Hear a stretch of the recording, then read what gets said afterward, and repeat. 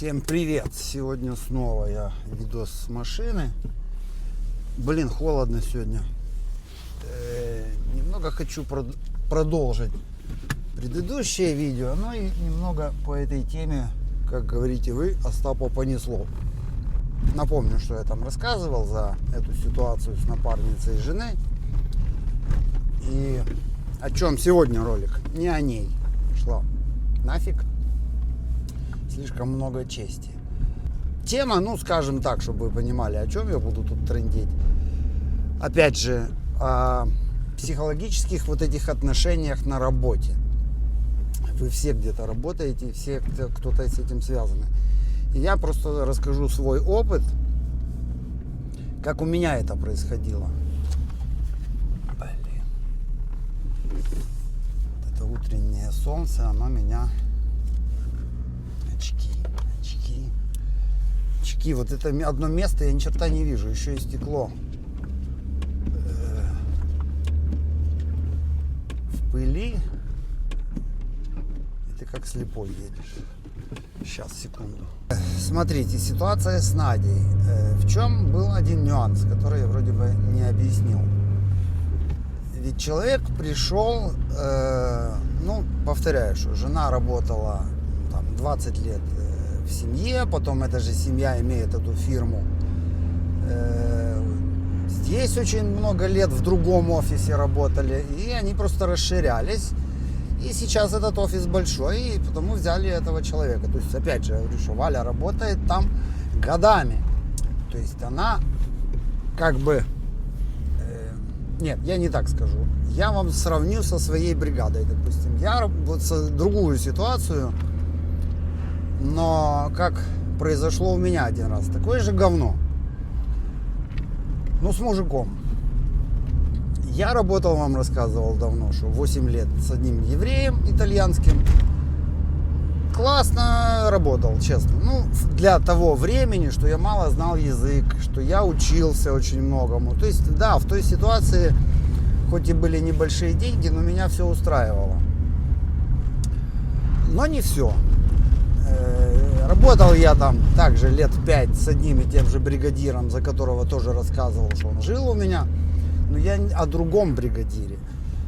Просто у моего шефа была такая натура. Он не строитель был. Он такой любитель на пианино поиграть. Во-первых, еврей. Где вы видели, чтобы еврей работал на стройке? Он умел языком классно договариваться, болтать.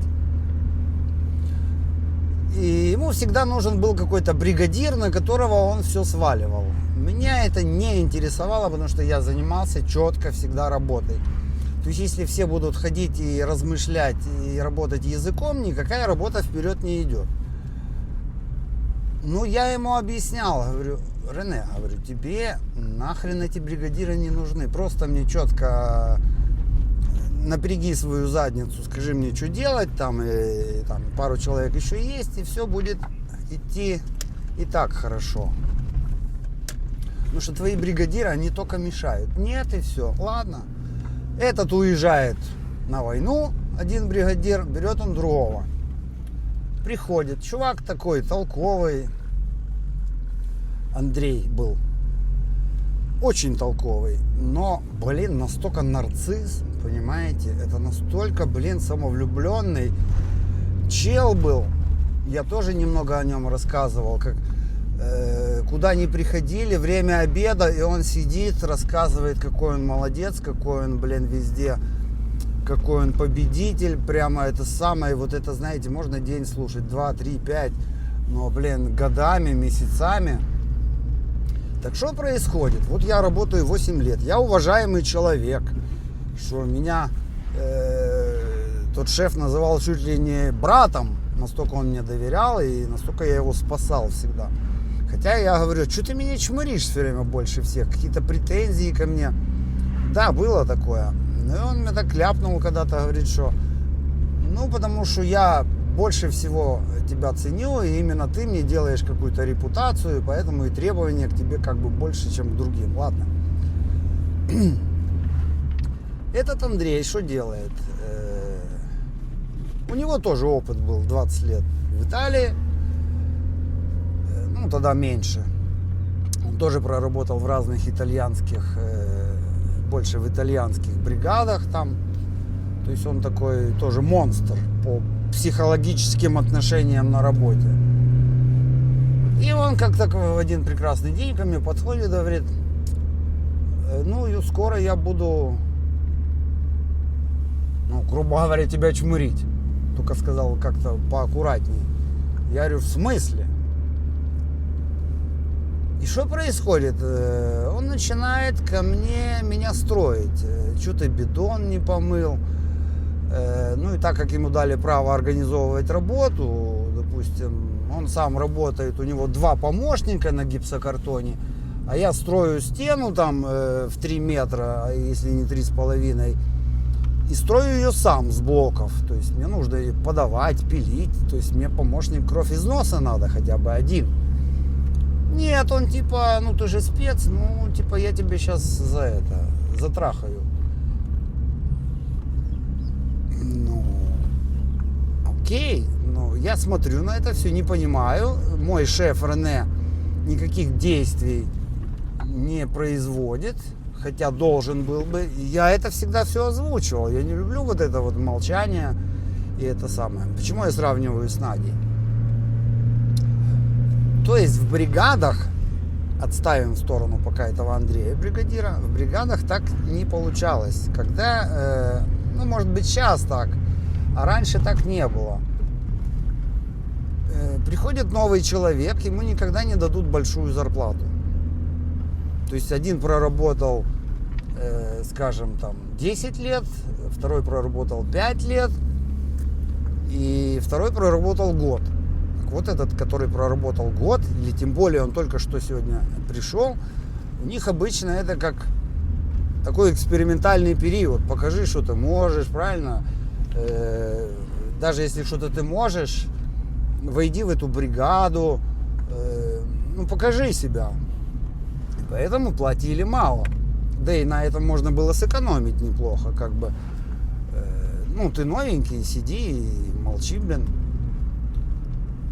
И это было нормально. То есть я даже поэтому как бы к этому привыкший. И тут ситуация с этой женщиной, напарницей, как бы жена проработала там чуть ли не всю жизнь, которую здесь жила. То есть она и специалист больше по уборке, потому что тот человек не занимался уборкой, работал на ФИСе. Сейчас она сеньора, занимается там детьми, мужем и всем. То есть она не по этой работе. И жена действительно ее учила всему. И она еще удивлялась: блин, как ты тут пашешь. Не очень она входила. Ну, со временем, может, и втянулась. Только поэтому она должна была сидеть и молчать как гость. Ей дали точно такую же зарплату, как моей жене. Даже там по дням иногда получалось, что она получила больше, чем моя жена. Это человек, который не специалист в этой работе, которая только что пришла, и ее вдруг ставят в один уровень с моей женой. Почему я не люблю вот эти вот фирмы большие? Потому что да, там так. Ты можешь проработать там 10 лет, именно в контракте, когда ты на фирме. Приходит какой-то олень, который не может вообще никак работать. И это мне сын рассказывал, и уволился из-за этого. Потому что тебя обесценивают, а нового человека почему-то ставят наравне с тобой. Так и здесь получилось, но человек, у которого нет опыта, у нее, работать в бригадах, работать в той системе, в которой моя жена проработала. Напомню, что она в отелях работала долгое время, это коллективы. А тут человек, я так понимаю, что выросший в селе. Опять же, это очень разный менталитет у людей. Кто с села, кто с города, кто с Киева, кто с тех же Черновцов, как я. Это очень разные все люди получаются. И от этого зависит. Я уже не говорю, что даже те же национальности, как бы то ни было, какие бы там все равные не были, но у всех есть какие-то свойства характера, традиции там и все такое.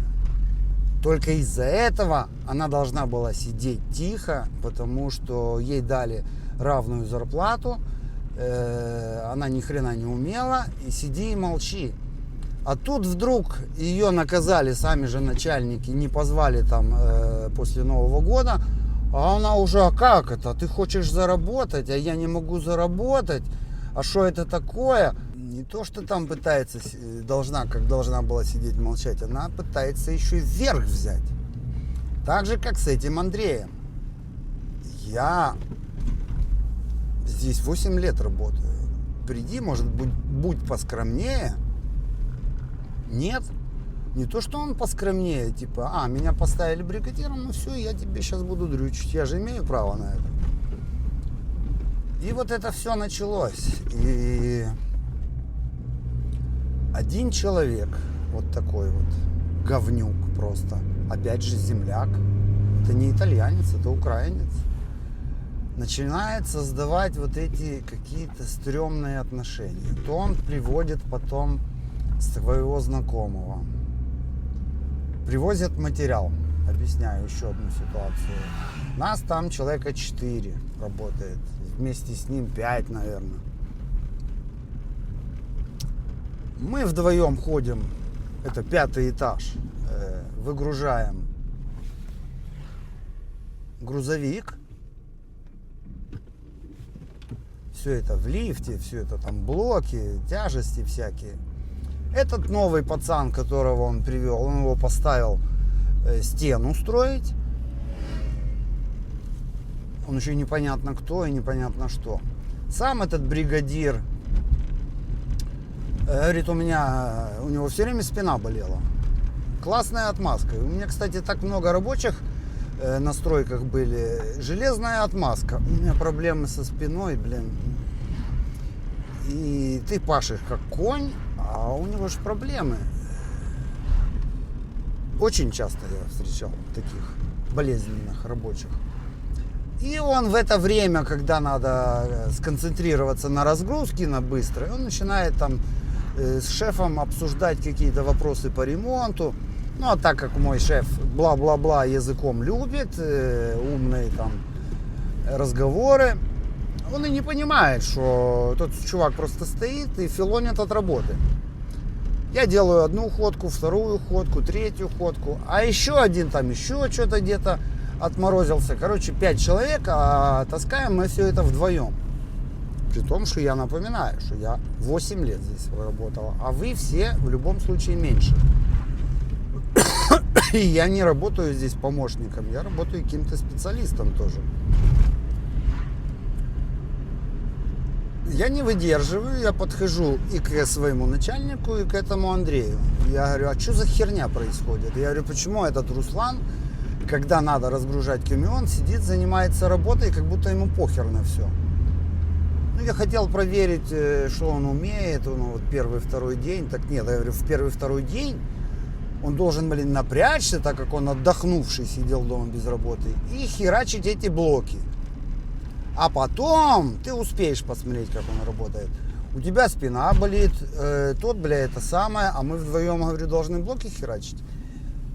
Да, я бы мог промолчать, я бы мог бы потаскать, обидеться, там, вечером напиться, что же за несправедливость. Нет, я всегда это высказывал и всегда говорил. И у меня не было никаких каналов. И поэтому я не боюсь этих ситуаций. Потому что я, опять же, кто-то мне говорит, что это и все, я да я.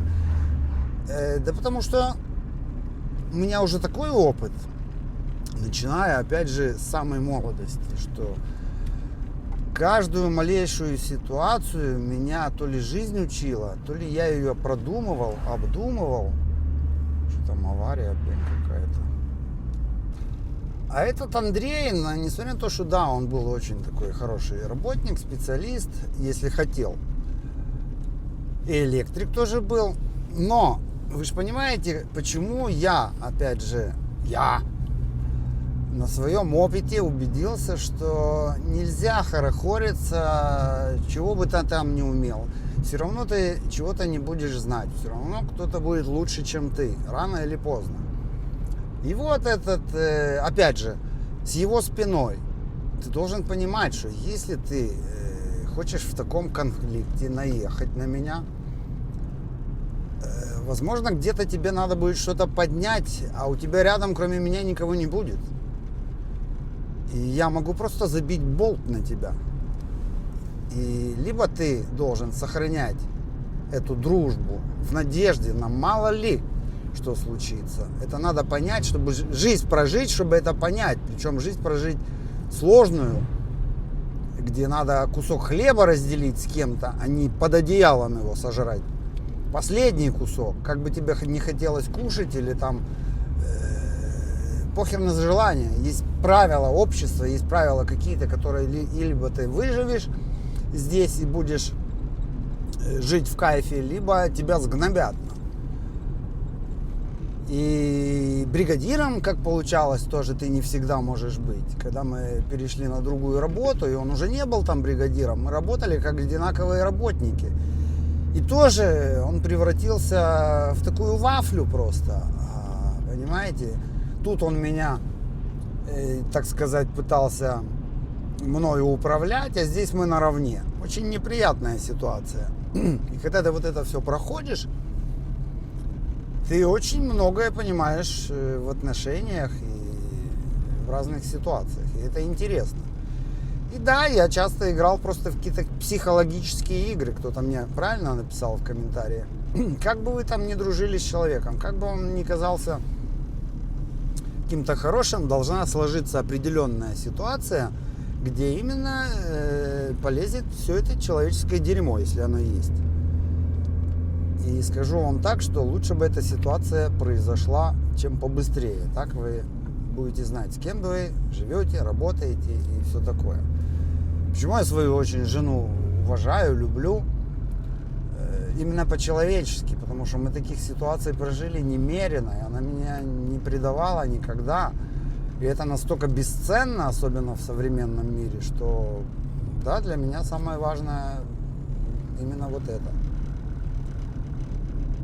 Опять же, так как я рассказывал, многие женщины побросали своих мужей, приехали сюда.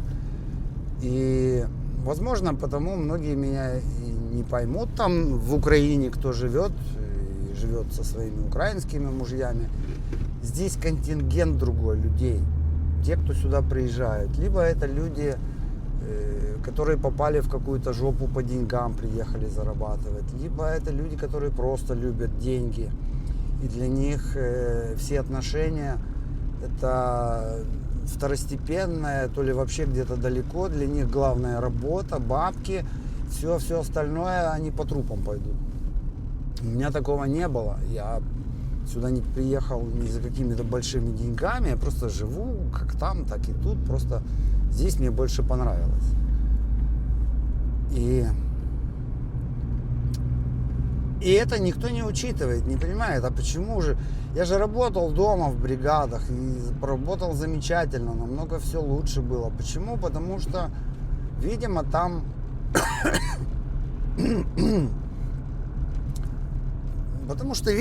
ты работаешь дома, и не надо было таких, не было такого экстрима, как здесь. Расскажу еще за одного бригадира. После этого уже молдаван один пришел, Жора. Такой 120 килограмм весу. А то вообще наглючее что-то такое. Вообще все молдаване такие наглые. Они либо тихие, хитрые, молчаливые. Они всегда опасные для меня были. Даже если меня смотрят молдаване, это не 1-2, это вот буквально 95%, наверное. Что делает этот? Опять мой Рене влюбляется в него. Он вообще всех бригадиров, он любил всегда новых людей. И начинал искать в них что-то хорошее. Эти люди понимают, я вроде бы ему понравился, и начинают крылья распускать. Я себе все я извиняюсь, херачу дальше, как и раньше. И все это так одним глазом за этим всем присматриваю. И где-то в глубине души ржу нахуй над этим. И тоже Рене говорил прямым текстом, я говорю, что ты нашел в этом Жоре? Он же тупой, понимаешь?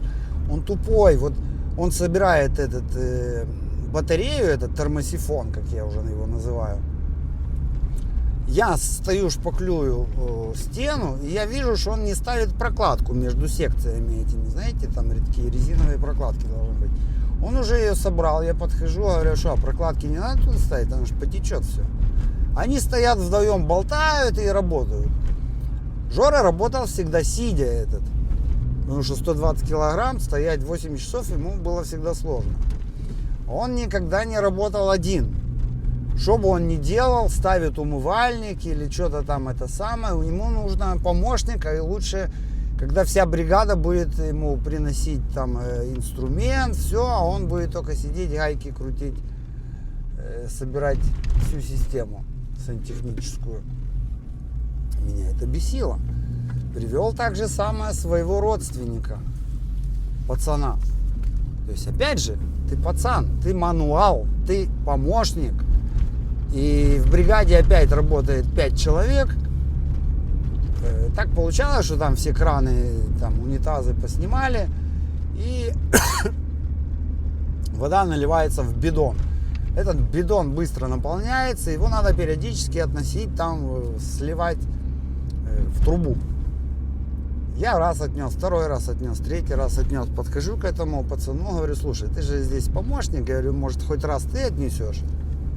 Видите, что он мне говорит, а я работаю с Жорой и делаю то, что он мне говорит. Опять подхожу к Рене. Я говорю, Рене, блин, ну что происходит, блин? Ну, говорю, ну где ты таких уродов, блин, берешь? А тот улыбается, знаете, ему-то пофиг, блин, на эти все внутренние какие-то нюансы. Именно поэтому говорю, что либо вы сами за себя отвечаете, либо никто ваши проблемы решать особо не будет. То есть надо всегда уметь самому договариваться с конкретной проблемой, с конкретными людьми, кто бы это ни был. И этот Жора впоследствии, ну опять же, я долго здесь работаю, у меня есть свои привычки, принципы работы, которые на протяжении этого всего времени замечательно работали. Он приходит, навязывает свое. И причем тупит даже, тоже он брался за электрику. Пока я работал на одном объекте, он провел все трубки для проводов. И в одном помещении, в маленькой такой кладовке, я смотрю, что все эти трубки торчат обрезанные, их там, наверное, штук 15. И как их соединить, они никак не подписаны, ничего, как это понять. Я говорю, а как это все соединять? И он мне говорит, иди доделай. Я говорю, нахрена мне это надо? Я говорю, ты это говно сделал, ты соединяй или хотя бы подписывай. Я говорю, кто так работает? Зачем ты их пообрезал? И теперь искать, как их соединять все. Можно же продуть, можно же соединить. Показывает мне, как соединять. Я говорю, не надо мне показывать. Я прекрасно знаю, как соединять, как найти. Просто зачем ты создал эти проблемы? В конце концов, он насоздавал столько проблем на этой работе, что настроил шефа против меня каким-то образом, что он развалил всю бригаду. Всю бригаду он развалил, набрал каких-то своих молдаваний. Он говорит, сейчас я тебе наберу пацанов, твоих все, они все вообще, ну, коричненты. Ничего не понимают, я тебе сейчас сделаю бригаду. Сделал бригаду, Рене взял следующий объект, они все испортили там. Меня Рене уже больше не взял, вот после этого я, кстати, остался как обосранный. И с того момента меня жизнь научила не засиживаться на одном месте, искать самому новых клиентов, всегда про запас. Потому что я остался как у разбитого корыта, у меня никого не было, ни знакомых. Я привык, что я работал там, а если у меня и были, то это какие-то мелочи. И вот с того момента, да, произошла неприятная ситуация, но она мне помогла научиться зарабатывать больше, искать самому клиентов. И тут, да, как говорится, все, что не делается, все к лучшему.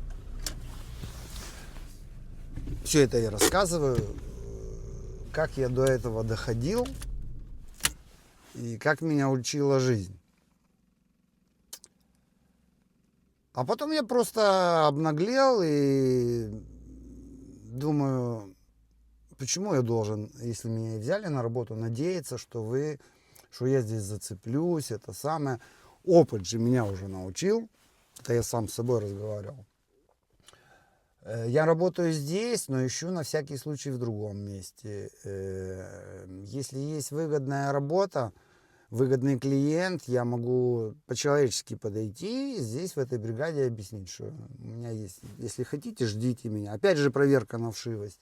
Насколько вы меня цените и уважаете. Я ведь старался, пока я работал здесь. Либо вы это оценили, либо я для вас просто очередной проходящий. Ну, тогда хрен с вами, флаг вам в руки.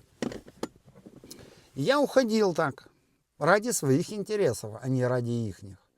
А ведь можно же, как, я сейчас уйду, не пойду на ту работу. Во-первых, потеряю большие деньги, больше, скажем. Надо уже держаться здесь. И вот вы держитесь, а через месяц вас взяли и уволили.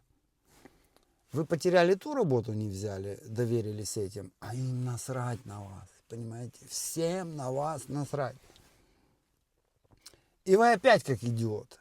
И вот так вот, опять же, меня жизнь учила. И я всегда имел запасной вариант. И последний раз, еще одну историю быстро расскажу, с человеком тоже поругался. Во-первых, он был говнючком с самого начала. Я так все это одним глазом замечал. То он меня, опять же, с этим Рене подставлял так, что, допустим, я там делаю стену, тут меня резко забирают на другой объект, он ее доделывает, причем доделывает кое-как, плохо зашпаклевал, быстро покрасили.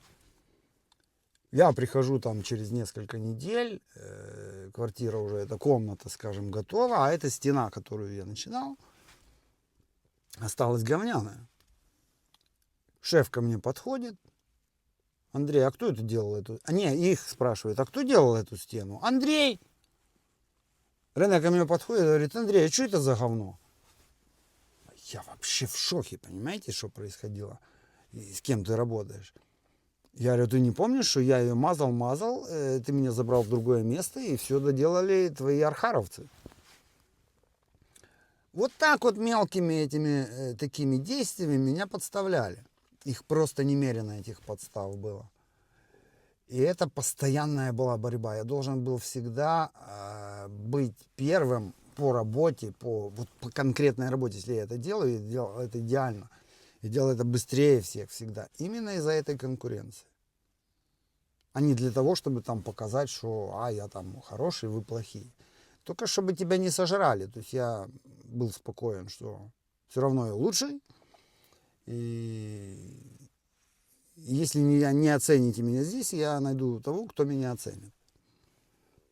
И в конце вот уже все, развалились эти бригады, и этот человек тоже сам открыл партиту Ива, мы какое-то время общались, и я рассказывал тоже, по-моему, что берет он меня на работу, опять же, тоже понабирал, почему вот эти вот, когда я вижу, что люди работают с какими-то там алкашами, какими-то дешевыми, понабирают какой-то мусор, потому что чем слабее начальник, чем сильнее начальник, тем сильнее бригаду он создаст.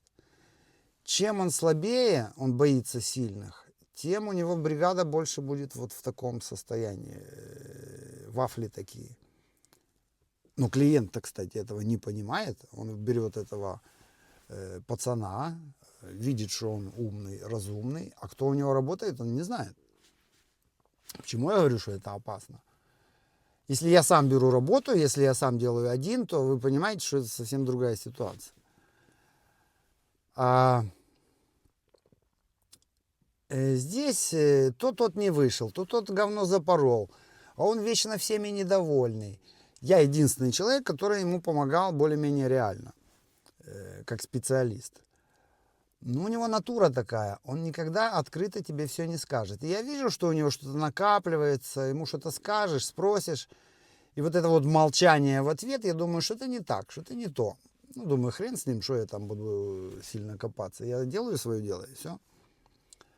И тут случается та же самая фигня, которую я вот сейчас рассказывал, что мне попадается там отель один с хорошим заработком. И я его предупреждал, говорю: Вова, у меня тоже партита ИВА, я тоже плачу налоги, и если у меня будет какой-то вариант, я уйду, может быть, на время, может быть, чтобы ты не рассчитывал на меня 100%. Да. Я говорю: ну, пока я свободный, что-то сделаю тебе. Потому что опять же он меня позвал, говорит: я не могу найти рабочих. Я заканчиваю эту работу, мне надо было сделать кухню. Кухня такая была: внизу серая плитка, сверху над столом белая плитка, на полу серая плитка. И все это я заделал, эту кухню. Оставалось, мне надо было уже часа в 3 уйти, даже еще рабочий день не закончился. Говорю: Вова, дотрешь уже, надо было просто эти швы я затер, довести их до идеала, протереть. Я ушел, он затих, оставалось мне, он там должен был какие-то 300 евро. Я ему звоню: Вова, там деньги хочу забрать. А он что-то опять морозится, что-то то, вижу, что-то не то с человеком происходит. Как я вот это не люблю. Да скажи ты четко, ясно, по ходу, блин, не тяни вот это кота за яйца, блин. И тут он мне вырыгивает: а вот кто мне будет исправлять там вот эти швы? Я там это самое, там белые швы были, а почему они стали серые? Я там что-то тер, затирал, думал, оно мокрое, а оно просто серое. Я говорю: Вова, это не мои руки, я так не работаю, это не может быть, я не знаю, то ли кто-то прошел, когда было влажной грязной тряпкой, а кто-то прошел, там работал с ним чувак, который в день бухал по 5 бутылок пива каждый день. Я говорю: блин, ты же понимаешь, что ты алкаш, блин? Столько пива в день пить удовольствия не будет. Пиво удовольствие может принести раз в неделю, раз в месяц. Нет, я просто люблю очень пиво. Очень, дуже полюбляю пиво. Я говорю: ну. И потом, да, он так иногда пропадал на неделю, видимо, очень в тот момент любил пиво. Либо оно уже не помогало, переходил на водку с пивом. И все, мы после этого поругались. Он поругался со своим там еще одним помощником. Тот работал за 60 евро. Херачил как конь. Но у него было одно условие, он должен был там уходить в 3:30. Бо он еще в пиццерии работал. В общем, какие-то сплетни тоже пошли внутри. А тот сказал за жену, а этот рассказал за жену. А почему тот так сказал, а он все делает не так. В конце концов, я тоже делал не так. Остался он, по-моему, с этими алкашами или с одним, с этим вдвоем. Я ушел, но я ему пытался позвонить. Я такой человек, что бы ни случилось, там, ладно, ситуация. Я люблю закончить до конца разговор или понять, что произошло, разобраться, сесть, поговорить. Там это. Нет, он даже трубку не поднял, и уже последние года 2-3 просто из-за этих швов мне не звонит. При том, что я ему полквартиры там построил. Вот такая вот мелочность, такая херня. И вот скажите, я из-за такого человека должен переживать? И если мы долгое время знали друг друга, более-менее общались, из-за такой херни ты обиделся, как та, блин, 16-летняя, блин, девчонка? Какой мне смысл вообще с такими людьми общаться? Почему я очень легко пересмотрел всех своих знакомых и вычеркнул их из жизни. Некоторых даже заблокировал в телефоне. И я понял одну вещь, что лучше всегда искать, ну, если ты развиваешься, идешь немного вперед, нету смысла задерживаться со старыми вот этими знакомыми, если еще и они такие, блин, ну, говняные. Всегда надо расширять круг знакомств. Почему мне интересно и канал этот вести, потому что именно в этом плане расширяется все. Да, ты не можешь там поддерживать постоянно отношения со многими, просто невозможно, когда много людей. Ну, попадаются просто и удобные ситуации и для клиента, и для меня, и просто для какого-то общения. И так вот я и живу, иду вперед. Именно поэтому получается, что вся жизнь здесь какая-то борьба. Все, что бы я ни рассказывал, это не проблема. Это я не хочу никого не обосрать, а называю это просто ситуация, которую надо как-то разрешить, и удобно для, хотя бы для себя выйти, потому что удобно для всех делать очень непросто. В общем, ну еще один такой ролик. Все, всем пока. Спасибо за просмотр, иду работать.